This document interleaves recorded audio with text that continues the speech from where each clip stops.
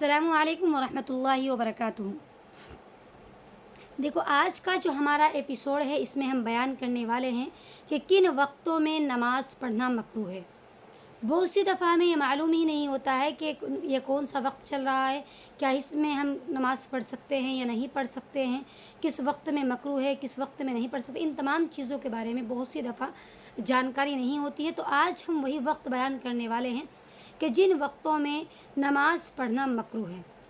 ठीक है, अब यही कह रहे हैं कि जो नीचे हम वक्त बयान करने वाले हैं उन वक्तों में नमाज़ पढ़ना मकरूह है, चाहे कि वो फ़र्ज़ नमाज हो या कि वो वाजिब नमाज हो, कोई सी भी नमाज हो।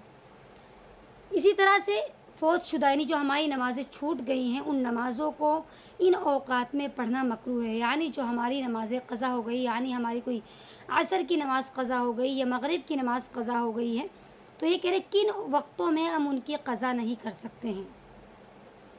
एक तो कह रहे हैं कि तुलुए शम्स के वक्त, यानी जिस वक्त सूरज तुलू हो रहा हो और यहाँ तक कि उसके बुलंद होने तक, जब तक सूरज तुलू होकर के बुलंद हो जाए उस वक्त में हम कोई भी क़ज़ा नमाज को नहीं पढ़ सकते हैं। समझ में आ गया। उसके अलावा कह रहे हैं सूरज जिस वक्त मतलब ज़वाल का वक्त होता है, जैसे 12 बजे का जो दोपहर का वक्त होता है, बिल्कुल जिस वक्त सूरज एकदम दरमियानी आसमान में रहता है, बराबर हो जाता है, उस वक्त भी कोई भी नमाज पढ़ना, वाजिब नमाज हो या कोई हमारी क़ज़ा नमाज हो, ये पढ़ना मकरूह है बिल्कुल। उसके अलावा ये कह रहे हैं कि सूरज के ज़र्द होने के वक्त यहाँ तक कि वो गुरूब हो जाए, यानी असर के बाद का जो वक्त होता है, जो उससे कि मतलब जिस वक्त में मकरूह वक्त होता है मग़रिब की नमाज से थोड़ा पहले का वक्त होता है, जिस वक्त सूरज बिल्कुल ज़र्द होना शुरू हो जाता है और उसके गुरूब होने तक कोई भी नमाज हम क़ज़ा नहीं पढ़ सकते हैं। ठीक है, लेकिन उसी दिन की जो असर की नमाज है वो उससे अलग है। ठीक है, वो मतलब ज़र्द आसमान के ज़र्द सूरज के वक्त भी पढ़ी जा सकती है। यानी जो अगर उसी दिन की असर की नमाज है, हम उसे वक्त पर मतलब उस वक्त में नहीं पढ़ पाए हैं तो उसको हम पढ़ सकते हैं। लेकिन उसके अलावा अगर कोई नमाज हमारी क़ज़ा हुई भी है तो हम बिल्कुल भी मग़रिब से पहले से लेकर के थोड़ा सा और सूरज के बिल्कुल गुरूब होने तक कोई भी हम क़ज़ा नमाज अदा नहीं कर सकते हैं। ठीक है, अब ये कह रहे हैं कि इन औक़ात में अगर कोई वाजिब नमाज है, ये तो फ़र्ज़ नमाज़ों की मैंने बात कही थी, इनमें जो वाजिब नमाज हो तो वो सही तो हो जाती है लेकिन कराहत के साथ होती है, उसमें मतलब मकरूह हो जाती है वो नमाज। ठीक है, यानी जब जनाजे की नमाज से कोई जनाजा हाजिर हो जाए मस्जिद में तो उस जनाजे पर नमाज तो पढ़ी जा सकती है इस वक्त में, लेकिन क्या होगी, मकरूह होगी, कराहत के साथ होगी। अगर इस वक्त में बाई चांस जनाजा पहुंच गया तो जनाजे की नमाज हो तो जाएगी, लेकिन क्या होगी, कराहत के साथ होगी।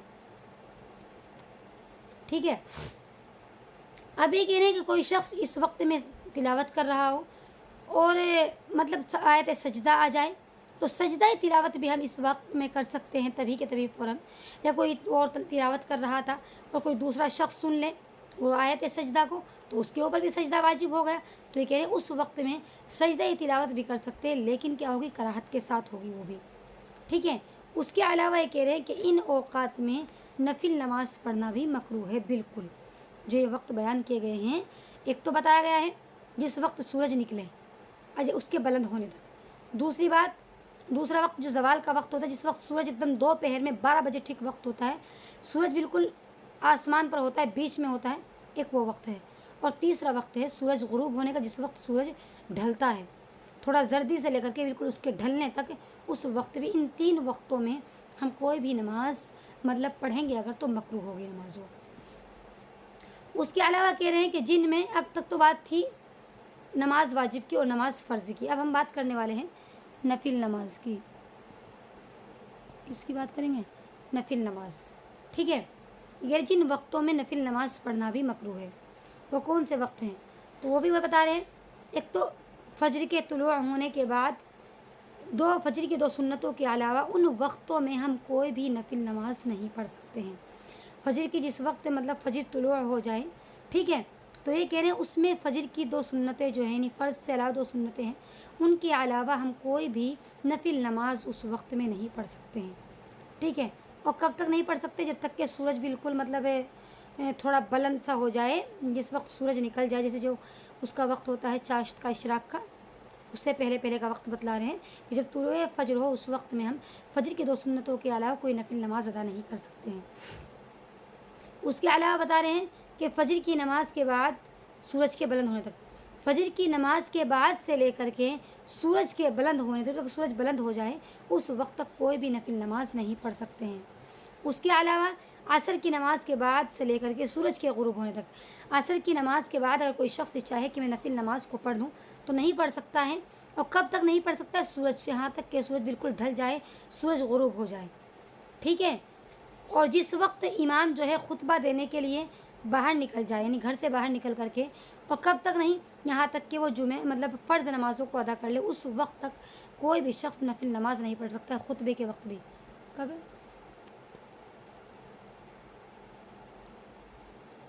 خطبے کے وقت۔ کیوں؟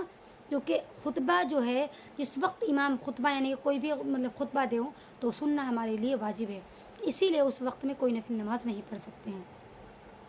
اس کے علاوہ ہے کہ جس وقت اقامت کہی جائے اس وقت بھی نہیں نفل نماز پڑھنی چاہیے مسجد میں جا کر کے، سوائے فجر کی 2 سنتوں کے، کیونکہ وہ بغیر کراہت کے اقامت کے ہوتے ہوئے بھی جائز ہو جاتی ہیں، اور مطلب مسجد کے دوسرے کونے میں، ٹھیک ہے، جبکہ اس کو یہ یقین ہو کہ مطلب میں ان 2 رکعتوں کو پوری کرنے کے بعد میں کس کو، امام کی جو فرض نماز وہ پڑھا رہا ہے اس دوسری رکعت کو پالوں گا۔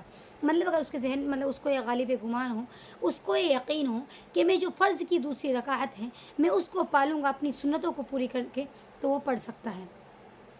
اس کے علاوہ کہہ رہے ہیں کہ عید کی نماز سے پہلے بھی کوئی بھی نفل نماز نہیں پڑھ سکتے ہیں، ٹھیک ہے، نہ ہی تو اپنے گھر میں اور نہ ہی عیدگاہ میں، عیدگاہ میں نہ ہی گھر میں، کہیں پر بھی کوئی بھی نفل نماز عید کی نماز سے پہلے نہیں پڑھ سکتے ہیں، ٹھیک ہے۔ اور عید کی نماز کے بعد کہاں نہیں پڑھ سکتے ہیں؟ عید کی نماز کے بعد کہاں پر؟ خاص طور سے عیدگاہ میں۔ عید کی نماز کے بعد بھی عیدگاہ میں اگر انسان عیدگاہ میں پڑھے گا تو مکروہ ہوگا۔ اس کے علاوہ کوئی مطلب عید کی نماز کے بعد گھر میں پڑھنا چاہے تو پڑھ سکتا ہے، وہ بغیر کراہت کے جائز ہے۔ اگر اپنے گھر پہ پڑھیں، عیدگاہ میں تو مکروہ ہے لیکن اپنے گھر میں اگر پڑھیں تو کیا ہے؟ بلا کراہت کیا ہے؟ جائز ہے، بلا کراہت جائز ہے۔